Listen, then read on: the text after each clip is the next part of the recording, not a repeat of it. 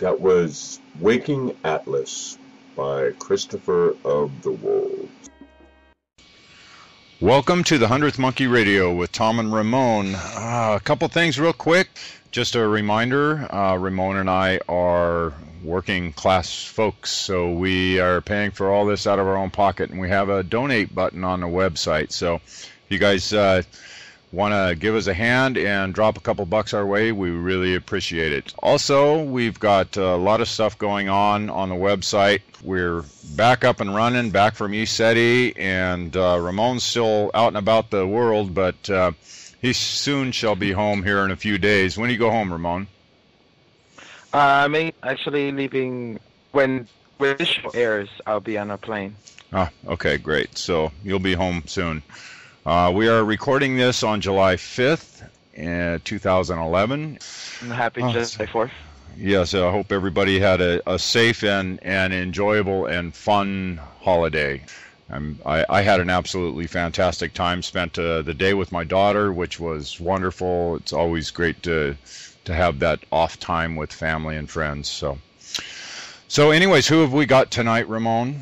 We have Sifu Jenny Lam, and for those of you that were at ECETI, you know how powerful this woman is. Sifu is a graduate of the prestigious Beijing University of Physical Education, has been a student of Chinese martial arts for 40 years, and she doesn't look a day over 25, with many awards, and a teacher of Chinese internal arts since 1975 in China, Hong Kong, Singapore, Australia, Canada, and the U.S. She is the founder of Eastern Internal Arts Institute and of the Tasting Tao Center. She was an actor in the first modern mainland Chinese martial arts movie, The Honor of DongFang Xu, also called Pride's Deadly Fury, and has been featured on the Discovery Health Channel. She is a Taoist and Buddhist practitioner with a master's degree in religious studies and is working on her Ph.D. in religious studies with an emphasis on Chinese Buddhism. Welcome, Sifu Jenny Lam, to our show. We're so happy to have you. Thank you for having me. One of the things we want to start off with, actually, is at the ECETI conference, you started off with not a prayer, but like a saying. Namo Amituofo. Yes. So we wanted to start off with that. If you can maybe like 2-3 minutes guide us in a short version of the one you did at ECETI. Namo Amituofo is, the meaning is infinite life, infinite light. It can evoke your own infinite life, infinite light in yourself. So this powerful mantra also is the name of Buddha. So this helps you towards complete enlightenment. You have that goal in you, the light, the life in you, to be merged with the bigger and this body. So when I practice, I also use this to lead me towards the full enlightenment and keep myself more focused and to bring your mind to one point concentration. It is very powerful. It's my practice, and also I notice all spectrum is their practice as well. So in my teaching, I like to share this with all people, not just people, all sentient beings who surround us, who hear this mantra, who hear this infinite light in each of us. Know we can be that as well. It helps me greatly on my practice, and I know the power can help all other people on the same path. You don't have to be Buddhist. Infinite life, infinite light. Think about that. As a life itself, those are embraced by that. So I just kind of remind everybody to practice, share my practice with everyone, with this powerful chant, bring everyone's mind into the center of life, center of light.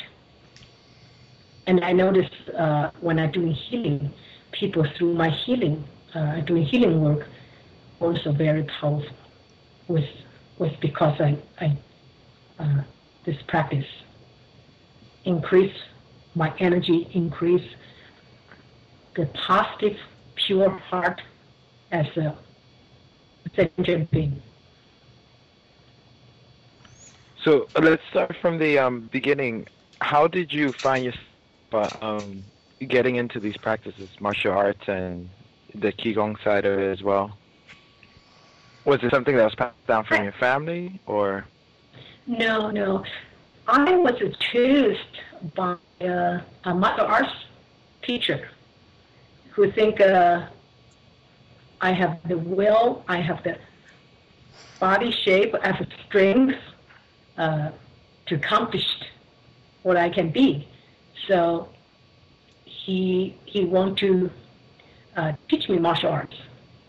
I was very active in school, all kinds of sports and all the dance.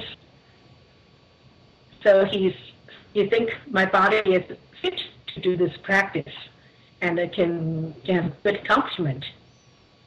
So he asked my brother to ask if I want to learn. My brother is the one that want to study with this martial arts teacher. But he accepted him. The reason he accepted him is because he wanted him bring me in there to teach me. So I was 12. How old were you? I was 12. Okay. 12, yeah. So I said, my brother asked me, he said, Shifu asked me to bring you to there. He wanted to teach martial arts if you like to. I said, okay. I just go there to see what martial arts is about. At that time, not many girls doing martial arts. So I went to their class at night. It's just at the neighborhood in dark. Find a space. All the boys there practice. So he introduced me on martial arts. Asked all the boys doing demonstration. So asked me if I was interested. I said yes. So then he found me another girl to keep me company. We did practice together, and with 6 months practice, I went to competition. I got champion at the city. So he was so excited. I just keep continue doing my martial arts, leading my my career to be martial arts teacher, also instructor. But through practice martial arts include external and internal. Internal, for instance, Tai Chi, Xing Yi, Ba Gua, those are internal martial arts. And naturally you start external, then you go to internal. So then I started from external to internal doing Tai Chi, and then I noticed martial arts is not that simple. It is much more involved than just physically. You develop your concentration, your strength, the will, especially your will, your determination, not so easy to give up. And through internal arts, it's not that simple, just soft movement. It's different world. It brings you to see your body connected with your mind. And the strength in Tai Chi used to say, use 4 ounces strength to move 1,000 pounds. So how do you do with 4 ounces strength to move 1,000 pounds? That's a strength, and that's intelligent, that's technique as well. So I started to open my eyes with internal arts, notice how grateful is internal arts. Not only, you can do these things, but physically, you strengthen yourself, you're getting well, you're healthier. And from step by step, from internal arts, I notice I'm not just satisfied with the movement, with cooperation, body-mind. There's a spirit. So my teacher at the study bring me to Qigong.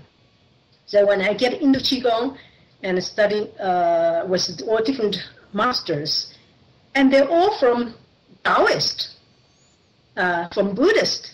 So I noticed there's a religion related. It's not just Qigong for health. It's much deeper. And there's concentration. It's not just martial arts concentration. There are higher quality 1-point concentration. And with that strength, with that power, you can move anything. So I started to notice the power of, spiritual world. And through practice, through Taoist, I was trained in the Taoist. My Qigong teacher are Taoist. Later on, I encountered with a Qigong teacher who is a Buddhist, who was a monk, retired monk. So the time I encountered him, he's about like 80 years old. And his knowledge about Buddhism, about Chinese culture, Confucianism, Taoism, martial arts, Chinese medicine. He has so much knowledge about all of them. I was so fascinated by his knowledge. He teaches at the university. The seminars, the university invite him teach all those graduate students and the professors. When I went there, hear his talk is completely different than all other teacher I had. So I decided, I want to further study on this path. So I invite him to come to my home to teach me. And that was a big shifting for me to encounter with Buddhism. And how long ago was this happen? How long ago?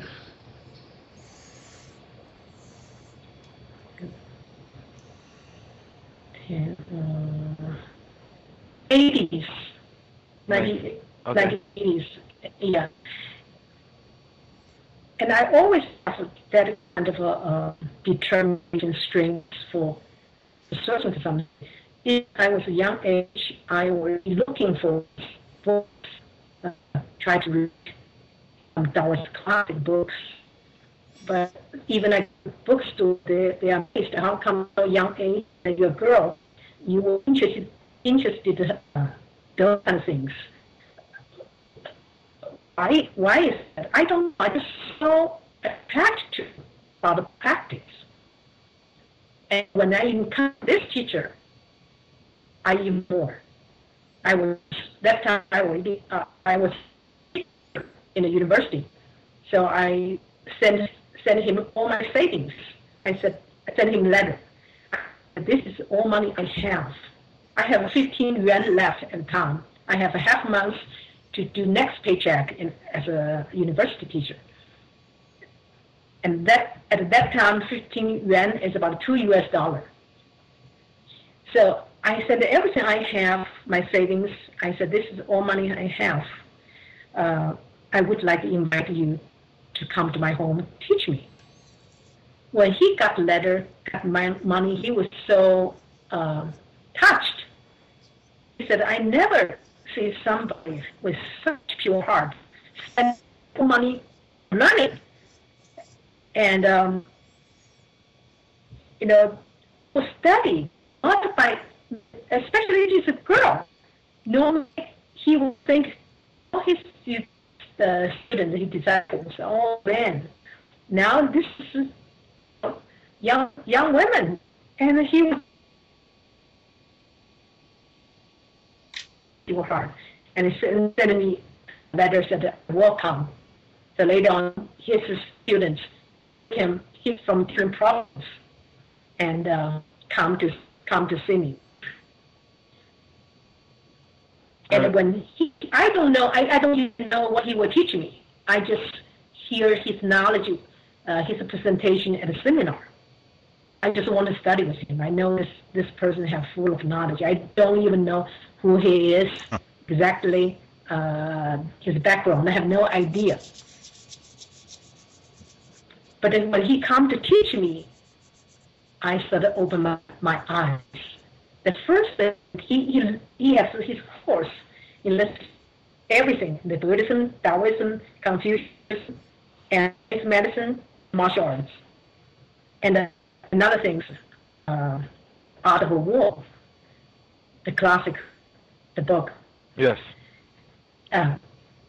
So he teach me Buddhism. First thing he taught me is posture.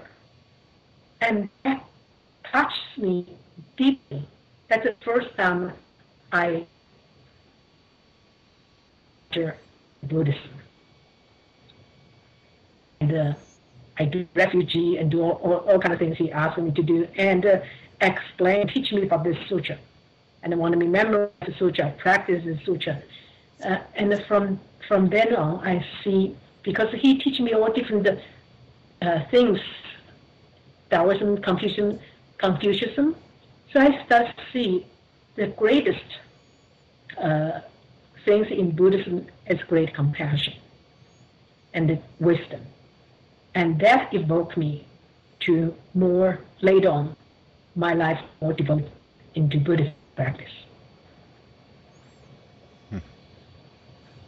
Now, in your opinion, what exactly is, because a lot of people, they'll listen, okay, this is my religious belief, or I'm studying this religious belief, and they get all sorts of ideas of what it is. In your opinion, what is Buddhism?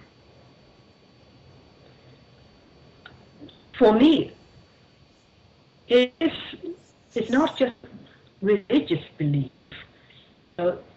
We have so many religions, major religions in the world. Everybody has their beliefs. But the Buddhism showed me way towards self-awakening. It's not some God come to save you. Show you a way you can be awakened by your own effort. Of course, there's guidance. But we are capable of it. In all my practice, back to my martial arts, or this practice of Qigong and healing, power, all those, it showed me those are just phenomena. Only the path toward self fully awakening, that is most important for me as a human being, as in this life a choice. I can make a choice, not in the realm, cannot make choice. In this life I can make a choice. I'm aware of choice, where to go, where to go. So that makes me feel the difference.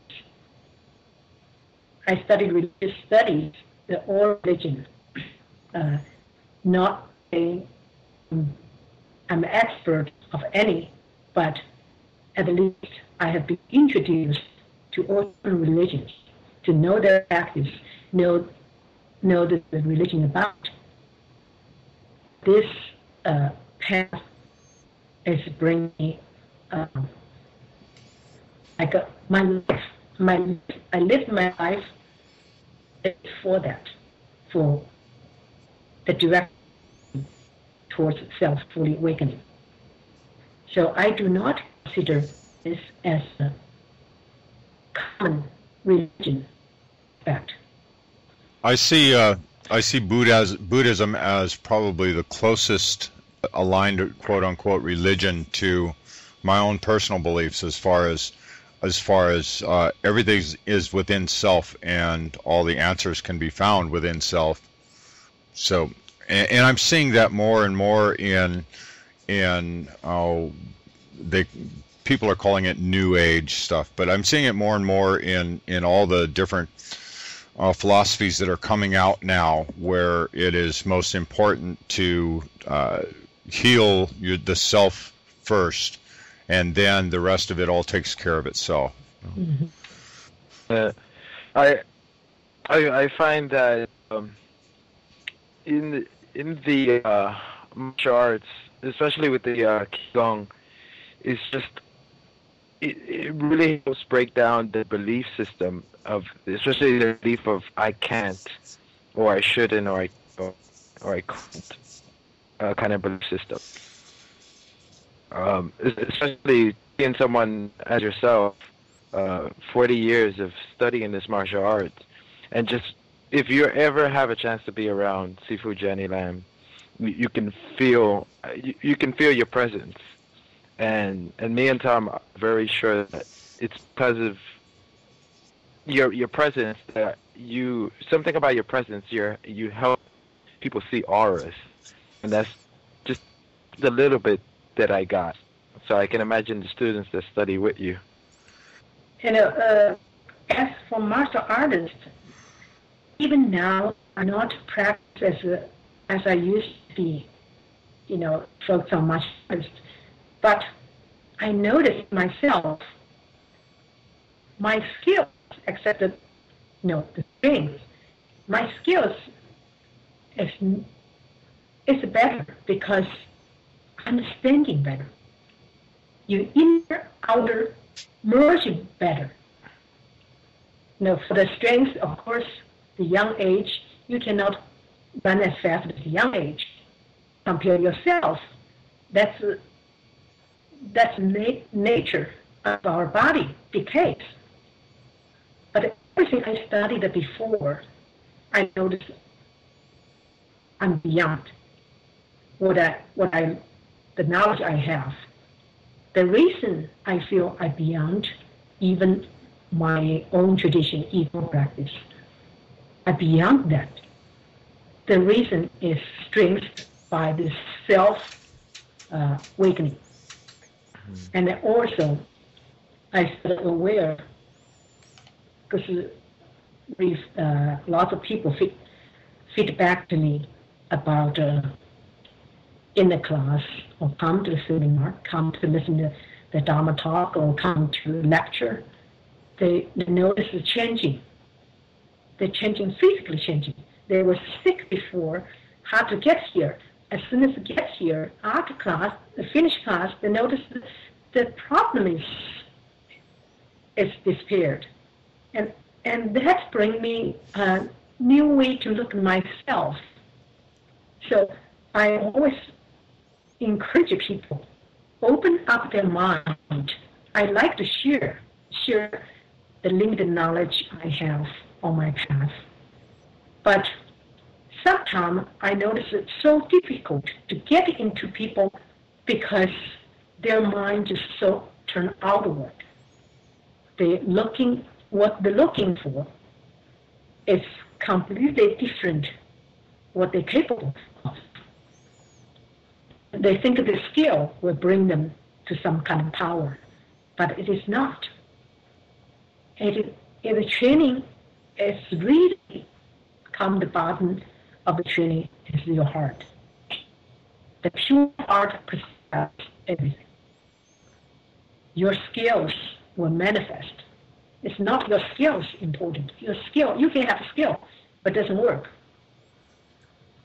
With pure heart, your door is open. The path is open to you. The many things you practice you can completely, come to the point, master yourself.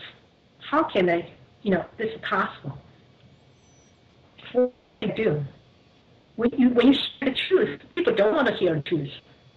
They want to complicate it themselves. They think the more complicated, the more advanced. The great truth is most simple. But too simple, people cannot accept. Right. And too simple, they cannot do it. Because it's just in the front of you. So that's the issue. Many things on our path, our practice, that's the real issue.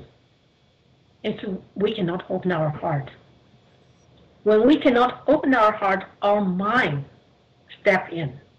All kind of a judgment, all kind of comparison, all kind of doubts, arising.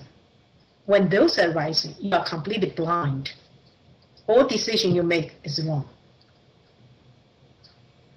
And you try to convince yourself, this is the right path, this is the right person to follow. You try to convince yourself, but when you deep down, you look at yourself, how many years you put yourself into the practice, what are you receiving?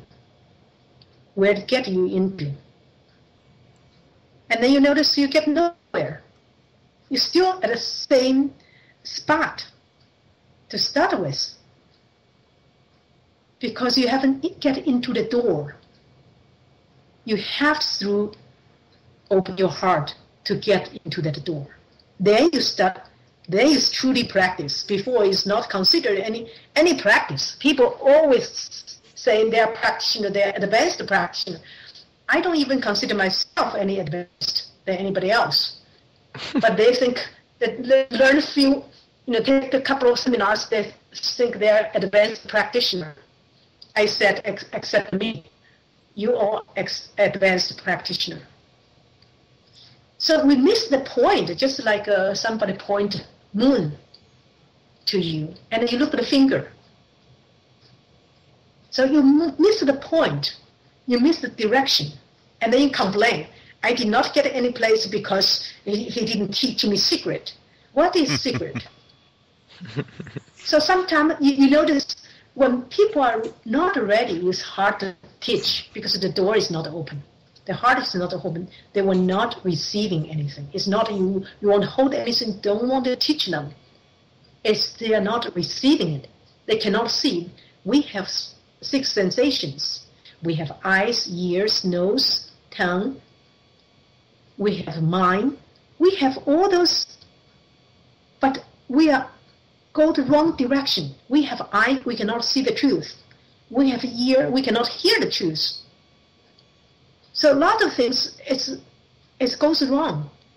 But by our human standard, it's a collective karma. We come to the same world. We have same faculties, same sightings, how far you can see, where you can understand the truth.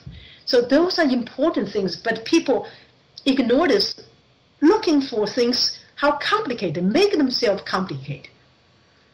Think about the complicated to get more advanced and get them somewhere. But on the contrary, those only, lead them to the end. Notice you disappointed yourself. Your life is short because you haven't got into the door. You don't even have a sense what is the practice, what the meaning of a practitioner. That one day some people sent me email about practice, about a practitioner. I said, in Chinese, practitioner, we call it 修行人. Practice is 修行. The meaning 修行 is correcting your wrong action. The person who does this practice is a practitioner. And then if we look at ourselves, how much do we correct our own wrongdoing? We don't look at it that way. We look at how many skills, how many classes, how many teachers I followed, how many seminars I took. just collect the teachers, not collect the true teaching. So missing the point. That's the most missing the point. Yeah. Go ahead. Well, I have noticed, and even more so just last week at that conference, that there are more and more people that are opening themselves to the truth and having growth experiences. I had a very significant one myself. I in the past I'd been able to kind of shift my focus out and be able to see a real faint outline of aura. But during the opening ceremonies at that conference, when all the speakers were sitting up on stage, I had and after the meditation that was done there, when I opened my eyes, I was able to see, the best way to describe it is a light being standing behind all the speakers up on the stage. And I was a little bit in shock of myself being able to see this, but it was such a blissful experience. And now I've been able to continue to see the auras much easier now. But the point of this is that I'm not the only one that talked about or experienced these same things at that conference. And I had many people remark to me that that your aura was just like a blazing fire up there, and that it was, what'd you say, Ramon? It was kind of shaped up to a point on top. It was just amazing.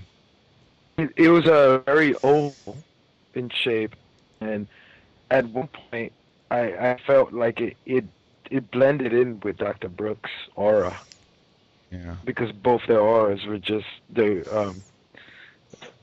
was just like blending in. So, well, my point is that I am seeing and sensing more and more people that are actually opening themselves and truly seeking the true path.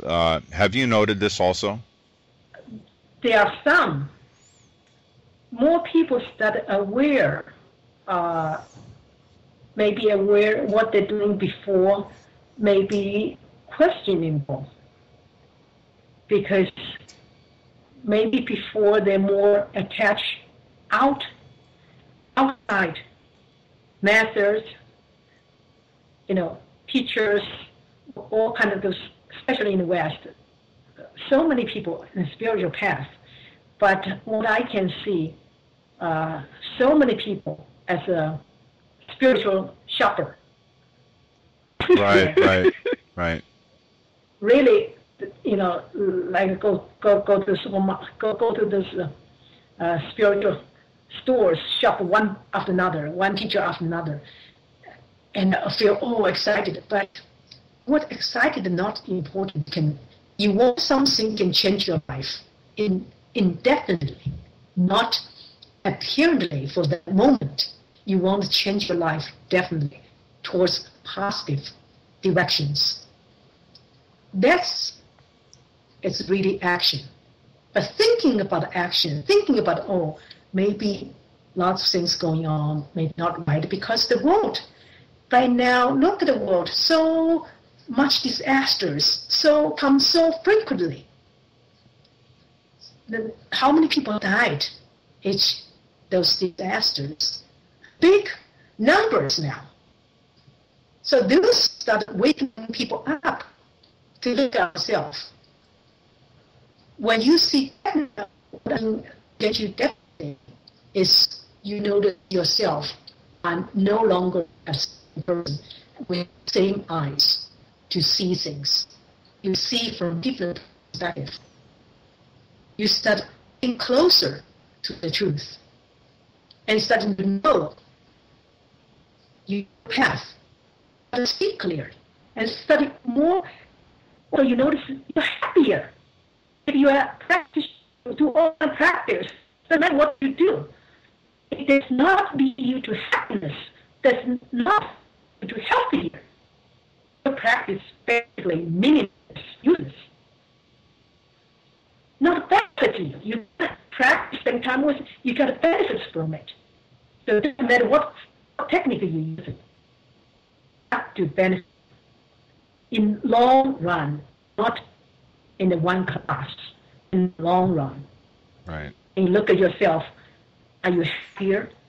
Your relationship with your family, friends, are they feel happy to be around you? Or they're angry with you? Every time they see you, they want to get away as fast as they can. So that's not helpful. And look at yourself. Are they declining? Are they improving? So there are lots of signs. People don't know where to look. Sometimes it's lost blindness. You have to move this blindness. Blind belief. You've got a reality check. See if your practice is doing good to you. Or other things come around. As I mentioned, 5 lessons. It will come along. If you're not, you probably should think about a different direction. Rethink about the path. Think about what you want. But also, a lot of people don't know what they want. That's a problem. You have a goal. You follow the goal.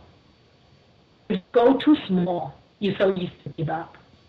If you go so big, you have that determination, devotion. You will get there. No, I wanted to ask you, what is E-gon?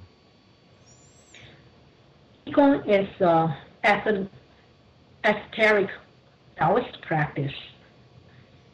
E means mind. Gong is method, technique. So you can see from the name, it's mind training. It's totally mind training. So if you practice E-gon, does nothing about mind training, you miss the point. You lost the essence. Of course, your practice will bring lots of blessing feelings, so happy, so joyful. But that's not your goal. That's not really your practice. Your practice is developing your awareness. So the happiness, the joyful feelings at that moment, just phenomenal. The phenomena comes, if you take that phenomena as a goal, then you miss the point. Because phenomena comes and goes. You cannot hold it. How long you practice? If you practice 1 hour a day, you're a very good, dedicated person. If you do it daily. But even that, if you are joyful only in 1 hour, limited to 1 hour, 23 hours compare 1, won't help you much. So in the mind training, the E-gon training is 24/7, all the time. Not only when you sit on chair, you don't practice and that's mind training. You bring that practice, that's just on the chair, that moment, that time of practice helps you have a experience to focus in what happened to your body, what happened to your mind. You're not disrupted by any outcoming daily life issues. But this practice is through this time training give you little bit like power. Give you the power you can carry on for your daily life. So then your rest practice, you will pay attention to your daily life. As the same as you pay attention to your movement. Most of the time we living 24 hours, our mind is scattered everywhere. Don't even notice what you're thinking. If you write down whole time you're thinking, you can see how much you think a day for 24 hours. So very limited. You don't remember Your mind busy all the time, but you cannot not even remember. You don't even know what you're thinking. So if you bring your mind from the training to your daily life, you start aware. What are you doing? You notice your action. Not just action, you notice your thoughts. When the thoughts are rising, lead the action. That's the training of E-gon. Mindfulness. Yes. Yes. Well, how for yourself, how sensitive is your awareness? How sensitive I was. Use what measurement? You tell me what measurement you are using. Yeah. For example, let's say you're walking and someone's coming behind you. Can you feel their intentions? The sensitive, they have different directions. In some way, I'm worst. Why I say I'm worst? I'm so focused my direction.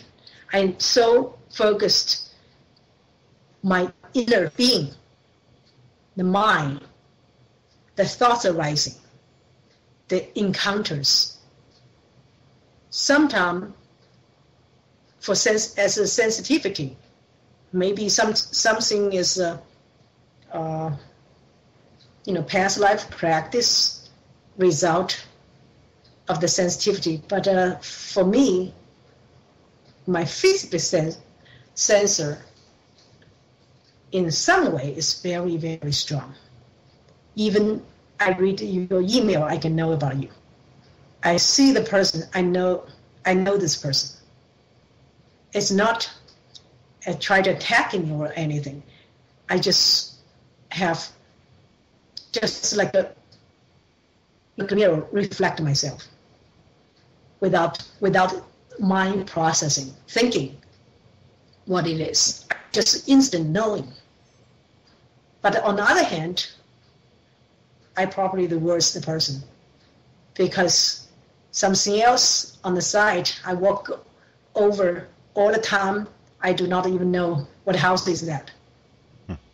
My seeing, my sensing is completely different than normal people to their seeing. So you turn like 20 directions.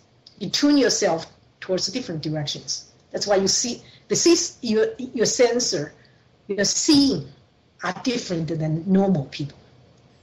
Sometimes people with sickness, they come to me, they talk to me, right away I sense the issues.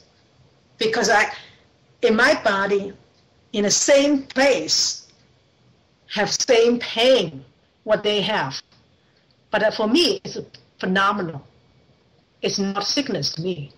I feel what they feel. Because in my own personal practice, I had a situation like maybe almost 1 year ago where I had left my phone on the table of a coffee shop, and somebody went behind me to tap me, and I turned around, and I got scared, and I turned around and threw a punch at them. And then I realized that he was just tapping me on the shoulder to let me know that I forgot my phone. So I knew that I had to change something there because that's not what I wanted my practice to be. Of course, if someone's trying to attack you, you have to defend yourself. But if someone's trying to give you back your phone, you shouldn't attack them. Yes. And then what I want to point out, this is insecure. Because you're insecure, so people attack you, you feel it's a common attack. Yeah. If your mind will not think about it, why you want to think about people, tapping you as something, wrong intention. If you have no thoughts anybody trying to harm you, you will not even have that thoughts. You will not so defensive, so rigid. So that is mind training. So when you don't have the thoughts to harm anyone, you have nothing to afraid of. Afraid that anybody will after you. There's nothing to afraid of. So in that point, you have to open up yourself gradually, and then you notice you have more friends than enemy. And then you don't have any enemy. Why? Even we caught 鬼敲门, the ghost knock your door at midnight. So you won't afraid anybody. See, you do not do any harm to others. You were not afraid anyone come after you for revenge. So then you watch yourself, watch your mind, watch your action. You gradually improve yourself with that positive thoughts all the time. You start more relaxed. Next time something similar happen, not even nervous. That's part of. Just think about different ways. Everything is mind training. Mind training is different way training your mind, how you perceive the world. And that's part of creating our own reality. Once our mind is in that state of, in this instance, of nonviolence or no fear, then the divine or the universe will not ever bring that situation into your life. It is true. It is. Just think about, most of us think about we're living in this world. Actually, the world is in you. Your consciousness create this world. But that's also shouldn't be confused with being naive, for example, because I see some people that would mistake with what you're saying with being naive. So they would be very naive and ignore certain things as seen as the same as what you're saying. It's not naive. Naive is because we don't understand. When you truly understand, there's no naive.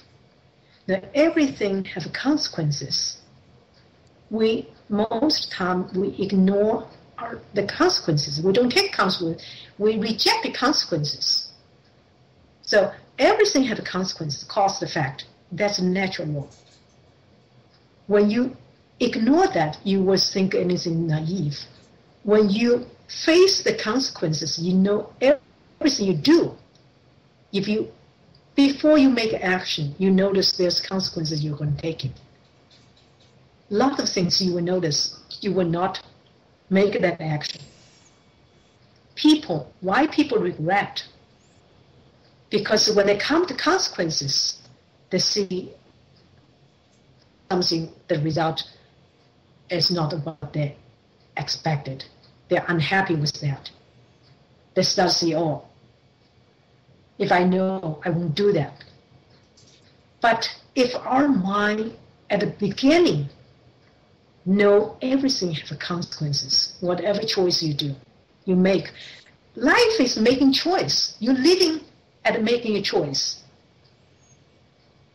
You have to see, you have to look at long run. Do not look at just moment.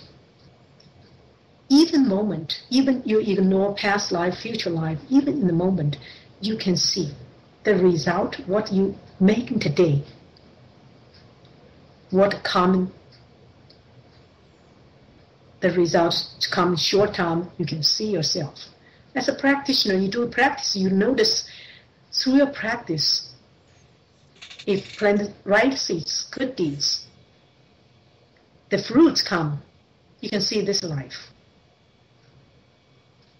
It's sweet, juicy, it's tasty. So those things we can see ourselves. Yeah. So, Tom, how are we doing with time for the first hour? Well, we've got about 5 minutes before we need to wrap up this first hour. So, Jenny, one more question on the Qigong. How long has Qigong been around? E-gon? E-gon. When was it developed? Yeah. It's 1,860 years old. Wow. That's what I was told. And so it's been a long time, but always, because esoteric practice is not in public. This is become public. It's in accident. This not in China, this practice, because it's not in public. Right. Is there any certain or specific master who is credited with developing this practice?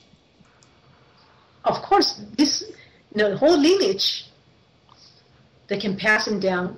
Who created from beginning is credited, and also the master who passing down have to keep adding knowledge, keep adding knowing, keep adding. From each teacher have their own individual result of experience, because nobody is the same. Everyone is different. Right. But technique, the same, with different way to teaching, result are different as well. Right. So, Jenny, I know you have some DVDs that show the practice. Yes, I do. Where can people find, or if they want to contact you for healing or something? In my website, easterninternalarts.com. At the store, I have listing my DVDs. For instance, the E-gon is in the Qigong for Self-Healing Series 1. That DVD not only include the E-gon level 1, but also several different Qigong practice. And I also have Tai Chi, and the Liu He Ba Fa and Sword practice DVD. And I also have the Qigong audio CD for guide people to practice relaxation Qigong. Right. You can order online. Also, if people for healing, I'm doing online service as well, because lots of people from different country, different area, difficult to travel to be present. I also doing online consultation for healing. You can send me email. Email, yeah. I have on my website. I have a contact. You can send me from my website. Contact me about your. If you need healing, you need to tell me all details about your illness. For me to treat people, I treat people which they cannot helped by modern medical science, so they come to me. If you can treat it for that, then you can go to hospital. You don't need me. But also, I especially want to say is some people in the entity issues, like spirits in them, or house, the ghost haunted house, those kind of spiritual issues, I'm capable to remove them. And those you cannot do with, hospital. Right. Well, we want to. Many different issues. I do that work to help people. We want to get into that. Add a bit into the next hour here in the archive section. Yeah, I was saving that for the second hour. Yeah. So once again, it's easterninternalarts.com. Arts.com, easterninternalarts.com. Yes. And you can also click on her picture on the main page of our website, which is www.thehundredthmonkey.com. Tom, anything else before we go? Yeah, there'll be a link on the BBS site too, in the archives there.